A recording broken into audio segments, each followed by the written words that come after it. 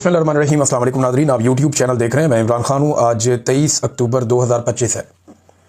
23 अक्टूबर 2022 को शहीद अरशद शरीफ को शहीद किया गया था कीनिया में। आज तीसरी बरसी है और मुझे ये वक्त इसलिए भी याद रहता है कि मैं रात को लाहौर में था अपने घर में। मेरी पहली मरतबा शहीद अरशद शरीफ की वालदा से उस दिन बात हुई थी और उन्होंने मुझे पूछा कि ये खबर जो चल रही है ये ठीक है। तो मैं कैसे तस्दीक करता एक वालदा के सामने, वो बड़ा मुश्किल वक्त था। फिर उन्होंने कहा कि तुम इधर आ जाओ। कहाँ पे हो? मैं घर में था लाहौर में। मैं वहाँ से फिर इस्लामाबाद गया अरशद भाई के घर। फिर जो कुछ हमने अगले चंद दिनों में देखा या बर्दाश्त किया वो बहुत तकलीफ दे था। ख़ास तौर पे जिस तरह नून लीग की क़यादत ने मजाक उड़ाया, मरीम नवाज़ ने जो किया शहीद अरशद शरीफ की मैयत के साथ, वो चीज़ें हम कभी नहीं भूल पाएंगे। फिर जिस तरह उस वक्त के DGISI और DGISPR उन दोनों ने आके एक प्रेस कॉन्फ्रेंस की और लोगों को गुमराह करने की कोशिश की। फिर जिस तरह उस वक्त मीडिया को दबाव डालकर ये कहलवाया गया कि ये एक हादसा था जो कीनिया में हो गया। फिर कभी कोई कहानी कभी कोई कहानी, लेकिन हक़ाइक़ पता चले तो वो वही निकले कि जनाब अरशद शरीफ साहब को वहाँ पे कत्ल किया गया और वो हादसा नहीं था, वो बाकायदा मनसूबाबंदी के तहत कत्ल किया गया। तो कीनिया में तो मिल गया कुछ हद तक इंसाफ शहीद अरशद शरीफ की फैमिली को, लेकिन पाकिस्तान में आज तक इंसाफ नहीं हुआ। आज तक FIR ही दर्ज नहीं हुई जो उनकी वालदा ने दरख्वास्त दी। शहीद अरशद शरीफ की वालदा की एक दरखास्त है जो मुबशर जैदी साहब ने और बहुत सारे हमारे दोस्तों ने ट्वीट कर रखी है। वो दरखास्त आज भी मौजूद है सोशल मीडिया पे, जिसमें उन फौजी अफसरान के नाम हैं जिनके बारे में अरशद शरीफ ने और उनकी फैमिली ने बताया था कि इनसे उनकी जान को खतरा है। तो वो FIR आज तक दर्ज नहीं हुई। एक सो मोटो नोटिस हुआ था जिसमें मैंने वो कंपेन चलाई थी, पाकिस्तानियों से दरखास्त की थी कि चीफ जस्टिस को लेटर लिखो सब मिलकर। इमरान खान साहब से भी रिक्वेस्ट की थी, उन्होंने भी लेटर लिखा था, मुझे आज भी याद है। मैं खुद गया था उनसे लिखवाने के लिए। तो इतने लेटर लिखे पाकिस्तान ने कि सुप्रीम कोर्ट ऑफ पाकिस्तान का जो डाक का सिस्टम है वो चौक हो गया था। फिर सुप्रीम कोर्ट को नोटिस लेना पड़ा सो मोटो, लेकिन बदकिस्मती से 26वीं आईनी तरमीम पास हो गई और सो मोटो का इख्तियार भी सुप्रीम कोर्ट का ख़त्म हो गया और वो जो एक केस चल रहा था वो भी नहीं रहा। लेकिन इस केस के बारे में मैं एक बात बताता हूँ कि जो लोग अरशद शरीफ की शहादत के जिम्मेदार हैं वो बहुत डरे हुए हैं, बहुत घबराए हुए हैं। यानी मैं ज़ाती तौर पर यह जानता हूँ कि उन्हें सबसे ज़्यादा जिन चीज़ों की फिक्र है उनमें से एक शहीद अरशद शरीफ का कत्ल भी है, क्योंकि इसके बहुत सारे गवाह पाकिस्तान में मौजूद हैं और वक्त आने पर ये सारी चीज़ें आपको नजर आएंगी। मुझ पर, साबिर शाकिर भाई पर, समी इब्राहिम साहब पर, दीगर सहाफ़ियों पर और अरशद शरीफ पर मुकदमात एक साथ हुए थे और हमारे मुद्दई भी मिलते जुलते ही थे। वो मुद्दई सारे पाकिस्तान में ही है, कहीं भागे नहीं है। उन मुद्दईयों से हमने बात की है, वक्त बदलेगा वो बयान देंगे, वो बताएंगे उन्हें किसने मजबूर किया था हमारे ऊपर मुकदमा दर्ज करने के लिए। वो पुलिस वाले भी सारे वहीं पर मौजूद हैं। ये लोग जब अपनी कुर्सियों से उतरेंगे ना तो ये भागेंगे पाकिस्तान से, क्योंकि इनके पास पाकिस्तान में रुकने की जगह नहीं बचेगी और पाकिस्तानी इनको छोड़ेंगे नहीं। और पाकिस्तान का पूरा मीडिया अरशद शरीफ के केस में मुद्दई बनेगा, ये मैं जानता हूं। अभी तो मीडिया डरा हुआ है, कोई लोग बात करते हैं, कोई नहीं करते, कोई लोग गोल मोल बात करते हैं, कोई लोग बात को छुपाते हैं। बहुत कम शहीद अरशद शरीफ के ऐसे दोस्त हैं जो बात कर पाते हैं, बहुत सारे नहीं कर पाते। लेकिन मैं ये जानता हूं कि लोग बात करेंगे। जब वक्त आएगा तो सारे खुलकर निकलेंगे और बाहर आकर बात करेंगे। बस इस इशू को जिंदा रखने की जरूरत है। ये सारे किरदार एक दिन कटहरे में आएंगे। अरशद शरीफ की वालदा की दरखास्त के मुताबिक FIR भी होगी और फिर ये लोग इंसाफ के कटहरे में आने के बाद सजा भी पाएंगे, यहां भी पाएंगे, अगली दुनिया में भी पाएंगे। इन्होंने बहुत जुल्म किया, बहुत जुल्म किया इन्होंने। नाज़रीन, इमरान खान साहब ने कहा था कुछ अर्सा पहले कि उनको बार बार पेशकश की जाती है। कभी कहा जाता है पाकिस्तान से बाहर मुंतकिल कर देते हैं, कभी कहा जाता है बनीगाला मुंतकिल कर देते हैं, कभी कहा जाता है कि आपको जनाब आज़ाद कर देते हैं। यानी बार बार इमरान खान साहब को डील ऑफर की जाती है और इमरान खान साहब इनकार कर देते हैं। आज से कुछ अर्सा पहले मोहसिन नकवी ने इमरान खान साहब को मुखातिब करते हुए ये ट्वीट किया था कि इमरान खान साहब बताएं आपको किसने डील ऑफर किया। कोई आपको डील ऑफर नहीं किया और बड़ी बड़ी बातें कर गया मोहसिन नकवी उसी एक ट्वीट के अंदर। लेकिन आज मोहसिन नकवी जिन पार्टियों का मरहून मिन्नत है या जिनकी वजह से मोहसिन नकवी आज सेनेटर बना हुआ है, उनके अहम तरीन रहनुमा वफाकी वजीर तारक फजल चौधरी साहब ने स्टेटमेंट देकर मोहसिन नकवी को झूठा साबित कर दिया और इमरान खान को सच्चा साबित कर दिया। तारक फजल चौधरी साहब एक टॉक शो में बात कर रहे थे, आसमा शरादी साहिबा का टॉक शो था, उनके साथ अवैस अहमद साहब मौजूद थे, मुस्तफा नवाज खोखर साहब भी मौजूद थे।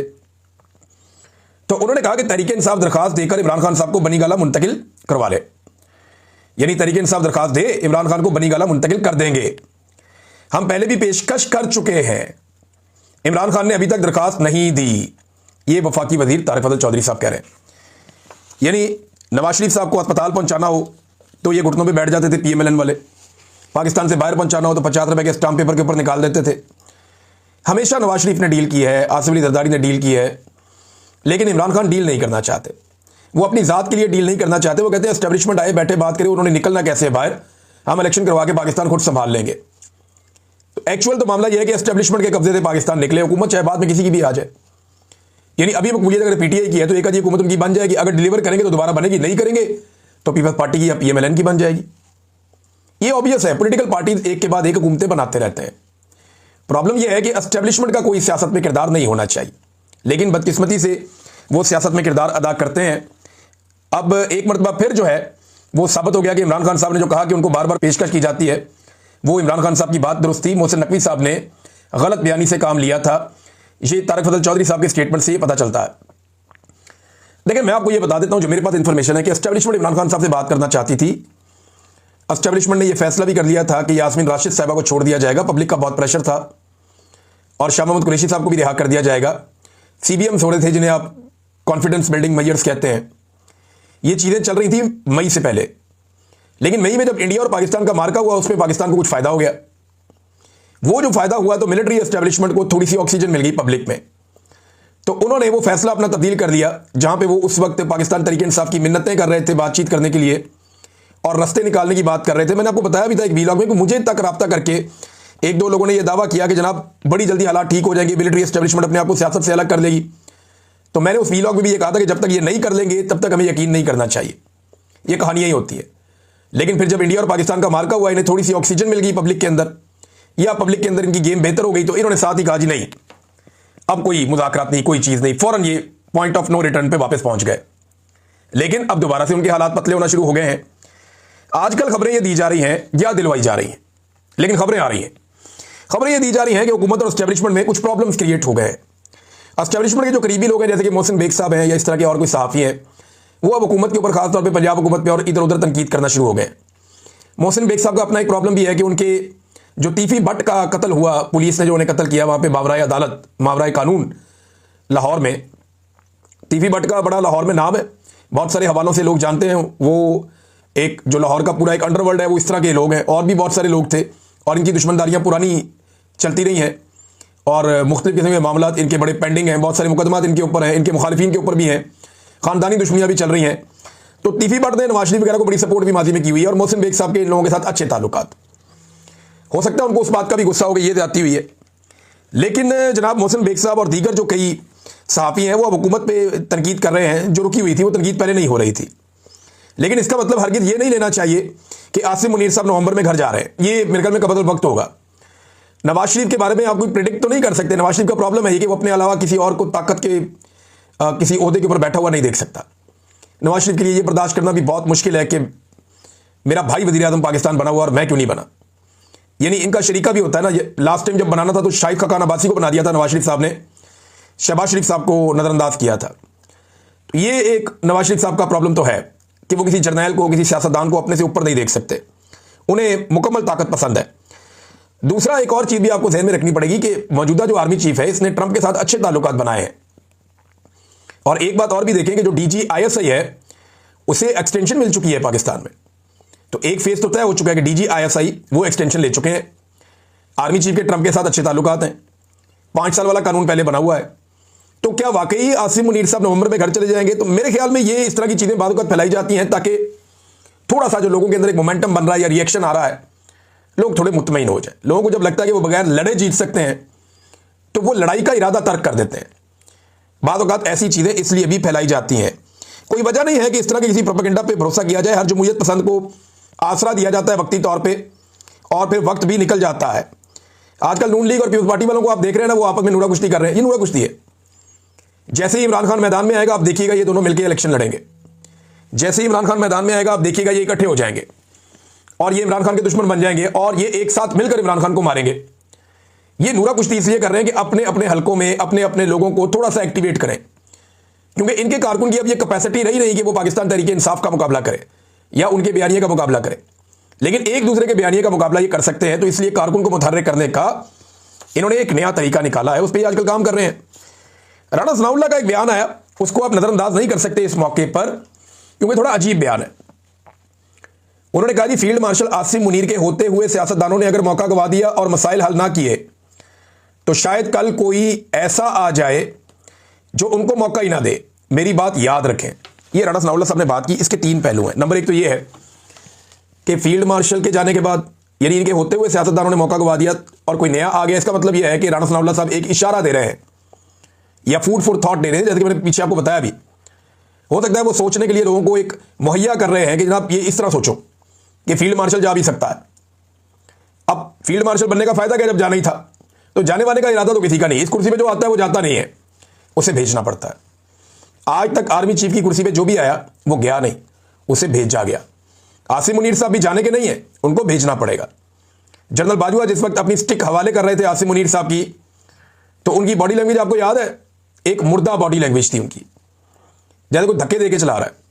तो जाते हुए कोई भी खुश नहीं होता, सब नाराज होते हैं, सब परेशान होते हैं। तो आसिम मुनीर साहब ने भी जाना थोड़ी, इनको भेजना पड़ेगा। जो भी आर्मी चीफ होता है वो ऐसे ही होता है। अब वो ये इशारा दे रहे हैं कि शायद ये चले जाएं और कोई और आ जाए, लेकिन साथ ही वो ये कह रहे हैं कि सियासतदानों को मिलकर बैठकर बात करनी चाहिए। देखिए, जब भी कभी गर्मियां आती हैं ना, तो हुकूमत मुकर जाती है पाकिस्तान में जी हमने कोई मुज़ाकरात नहीं करने, क्योंकि गर्मियों में तरीके ही नहीं चलती। आप देखें कि अप्रैल, मई, जून, जुलाई, अगस्त, सितंबर तक हुकूमतें घास ही नहीं डालती हैं पोजीशन को। ये 6 महीने वो कहते हैं जी भाड़ में जाओ, कोई बात नहीं करनी, मुज़ाकरात नहीं करने। लेकिन जैसे ही अक्टूबर का महीना चढ़ता है, हुकूमतों को मुज़ाकरात याद आ जाते हैं। उन्हें पता है अब ये तहरीक का मौसम है, इनको अंगेज करो, बिठाओ, इनके साथ मुज़ाकरात करो, टाइम निकालो, कोई 2-4 महीने निकालो, उसके बाद फिर इन्हें खुला छोड़ दो। मोमेंटम इनका बनेगा ही नहीं, तहरीक नहीं चलेगी। साल निकल गया, अगले साल में फिर देखेंगे। ये हुकूमत का पाकिस्तान के अंदर नॉर्मली मौसमों के साथ है, वाला शदीद मौसम है ना, चारों मौसम शिद्दत के साथ होते हैं। तो ये एक हिकमत अमली होती है। हो सकता है राणा सनाउल्लाह साहब की हिकमत अमली हो। खबर एक और है नादरीन, और वो इमरान खान साहब से जेल में मुलाकातों के हवाले से जो लिस्ट दी गई है। आज मुलाकातों का दिन है, मुलाकात करवा दे तो ठीक है, वरना अदालत में केस भी चला हुआ है। देखते हैं अदालत किस तरह का इंसाफ देती है। वैसे तो इमरान खान साहब को डोगर कोर्ट से इंसाफ नहीं मिलता। बहरहाल सुहेल अफरीदी साहब का, जुनैद अकबर साहब का, मीना खान अफरीदी का और दीगर 2 रहनुमाओं का नाम दिया गया है। ये वो हार्डलाइनर्स हैं जो इमरान खान साहब को मिलना चाहते हैं। देखते हैं कि इमरान खान साहब से मुलाकात करवाई जाती है या नहीं करवाई जाती, या मामला अदालत में जाता है, अदालत कुछ कर पाती है नहीं, क्योंकि वहां पे एक सिपाही जो है वो अदालती अहकामात को अपने जूते की नोक पे रखता है, और ये एक दफा नहीं कई मरतबा हुआ है। इमरान खान साहब ये कहते हैं, और उनकी फैमिली भी, कि यहाँ एक कर्नल बैठा हुआ है और वो कर्नल कंट्रोल करता है। नादरीन, जुनैद अकबर साहब ने एक इशारा दिया और उन्होंने कहा जी कि हम दोबारा एहतजाज में हमने जाना है, हमें जाना पड़ेगा एहतजाज में, रास्ता कोई नहीं है। नवंबर में हम दोबारा इस्लामाबाद का रुख कर सकते हैं। हमारे पास ऑप्शन ही क्या है? जब आप सियासी सरगर्मियां नहीं करने देते, FIRs काटते हैं, हमारे पास कोई स्पेस नहीं है। हमारे वोटर जब मिलने आते हैं तो वो इमरान खान का पूछते हैं, और मुझे इस बात का खौफ है कि लोग कहीं खुद ना निकल आए। ये जनाब जुनैद अकबर साहब ने कहा। अब जुनैद अकबर साहब ने इशारा दिया कि नवंबर में आ भी सकते हैं। कुछ लोग पार्टी में कह रहे हैं जी अभी तक कोई हमारा फैसला नहीं हुआ, लेकिन इमरान खान साहब ने अभी तक कहा तो नहीं, लेकिन वो कह भी सकते हैं। फिलहाल सुहेल अफरीदी साहब ने मोमेंटम बनाना शुरू कर दिया आज से। अब वो निकल रहे हैं आहिस्ता आहिस्ता, मुख्तलिफ जगहों पे जाके वर्कर कन्वेंशंस, कारकुनों से खिताब, उन्होंने एक्टिविटीज शुरू कर दी हैं जो एक्टिविटीज किसी बड़ी तहरीक से पहले आपको शुरू करनी होती है। तो सुहेल अफरीदी ने खैबर पख्तूनख्वा के हद तक ये एक्टिविटीज शुरू की हैं। आखिरी खबर नादरीन जो मैं आपके सामने रखने वाला हूं वो ये है कि पाकिस्तान में जो भी आवाज उठाएगा उसके ऊपर मुकदमा दर्ज होगा। आवाज उठाना पाकिस्तान में इस वक्त सबसे बड़ा जुर्म है, चाहे आप सेनेटर हैं, रुकन असम्बली हैं, कौमी असम्बली के, सूबाई असम्बली के, आप कोई भी हैं, लेकिन अगर आपने पाकिस्तान में आवाज उठाई जुल्म के खिलाफ तो आपको पीका का सामना करना पड़ेगा, मुकदमात का सामना करना पड़ेगा। अब शामदाना गुलजार साहिबा के खिलाफ जो मेंबर कौमी असम्बली है, इन्होंने खैबर पख्तूनख्वा से इलेक्शन जीता है खुद, उनके खिलाफ एक FIR दर्ज कर दी गई है पीका एक्ट के तहत। ये 2016 वाला पीका एक्ट है जिसके तहत मुकदमा दर्ज किया गया। अब ये इनके ऊपर मुकदमा क्यों दर्ज हुआ? देखिए, इनसे शिकवा क्या है, परेशानी क्या है इनको, एस्टेब्लिशमेंट को या हुकूमत को इनसे प्रॉब्लम क्या है? नंबर 1 मादनियात का इशू है। ये उस पर बहुत बात करती है कि ये हमारे आम लोगों का हक है, ये मादनियात। आप यहां से इसे चोरी करके ना ले जाएं बदमनी के बहाने, ऑपरेशन के बहाने। वो ये कहती है कि यहां से मादनियात निकाली जाती हैं। तो एक उनका ये मौक़िफ़ है मादनियात का। फिर ऑपरेशन के ऊपर उनका वही स्टांस है जो इमरान खान साहब का है। फिर इमरान खान साहब के केसेस के हवाले से बहुत खुलकर बोलती हैं, उनकी कैद के हवाले से। फिर जाली हुकूमत और फौज के सियासत में किरदार की शदीद नाक़िद है ये खातून। अब क्योंकि इन्होंने रोला डाला, इनके ऊपर भी पीका पे मुकदमा दर्ज हो गया। इससे पहले आपने देखा कि सनम जावेद, फलक जावेद, दोनों बहनों को उठा लिया गया।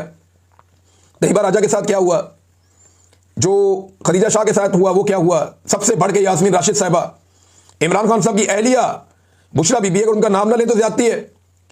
फिर इनके अलावा आयशा भुट्टा साहिबा, बेशुमार खवातीन हैं। मैं किस चीज़ का नाम लूँ, मेरे ज़हन में नाम ही नहीं आ रहा। ये बहुत बड़ी तादाद में खवातीन है, और पाकिस्तान तहरीक इंसाफ से पहले कभी खवातीन की इतने बड़े पैमाने पर गिरफ्तारियां, उनको सड़कों पर घसीटना, उनको तशद्दुद का निशाना बनाना, उनकी चादर और चारदीवारी का तकद्दुस पामाल करना, इससे पहले पाकिस्तान की तारीख में कभी नहीं हुआ। बांग्लादेश